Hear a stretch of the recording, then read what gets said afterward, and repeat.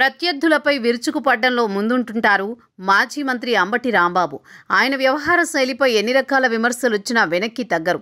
తాజాగా తొందరపాటుతో అడ్డంగా బుక్ అయ్యారు. ఒక వీడియో పోస్ట్ చేసి లేనిపోని కష్టాలను తెచ్చుకున్నారు. ఆయనపై చర్యలు తప్ప ఉన్నట్లు తెలుస్తోంది. నిన్ననే పులివెందుల జెడ్పీటీసీ ఎన్నికల ఫలితాలు వచ్చిన సంగతి తెలిసిందే. అయితే అధికార పార్టీ ప్రజాస్వామ్యాన్ని ఖూనీ చేసి అధికార దుర్వినియోగానికి పాల్పడిందంటూ అంబటి ఆరోపించారు. సోషల్ మీడియాలో ఓ వీడియోను ట్వీట్ చేసి ఈ జెడ్పీటీసీ ఎన్నికల ఫలితాలు ప్రవీణ్ ఐపీఎస్కి అంకితమంటూ పేర్కొన్నారు. పులివెందుల ఒంటిమిట్ట జెడ్పీటీసీ ఉప ఎన్నికల్లో దొంగ ఓట్లు వేశారని ఆరోపిస్తూ వీడియో పోస్ట్ చేశారు.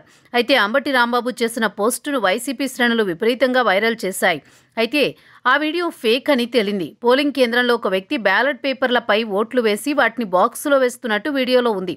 అయితే ఈ ఉప ఎన్నికల్లో వాడిన బ్యాలెట్ పేపర్ల రంగులో ఉన్నవి అవి కావు. దీంతో అంబటిపై సోషల్ మీడియాలో సెటైర్లు ప్రారంభమయ్యాయి. గట్టిగానే కౌంటర్ ఇస్తున్నారు. అది పాత వీడియో అని, 2 ఏళ్ల కిందట వైరల్ అయిన వీడియోని తెచ్చి పోస్ట్ చేయడం నెటిజన్లు మండిపడుతున్నారు.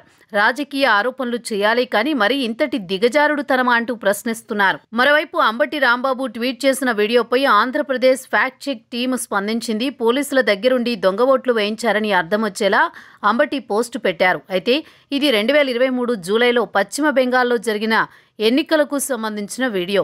దీన్ని అప్పట్లోనే సుదాం సువేది అనే ల్యాప్టాప్ పోస్ట్ చేశారు.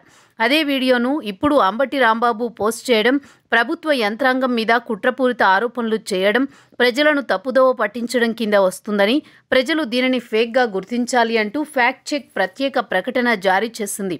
అవసరం అనుకుంటే తప్పకుండా చట్టపరంగా చర్యలు తీసుకుంటామని చెప్పుకొచ్చింది. అది పశ్చిమ బెంగాల్ ఎన్నికలకు సంబంధించి 2 ఏళ్ల కిందట సోషల్ మీడియాలో వచ్చిన వీడియో అంటూ స్పష్టతనిచ్చారు. అయితే వైసీపీ పులివెందుల ఉప ఎన్నికకు సంబంధించి సరైన రీతిలో ముందుకెళ్లలేదు. ఎంతవరకు అధికార పార్టీ రిగ్గింగ్ చేస్తుందని ఆరోపణలు తప్పించి దానికి సంబంధించిన ఆధారాలు చూపించలేకపోతున్నారు.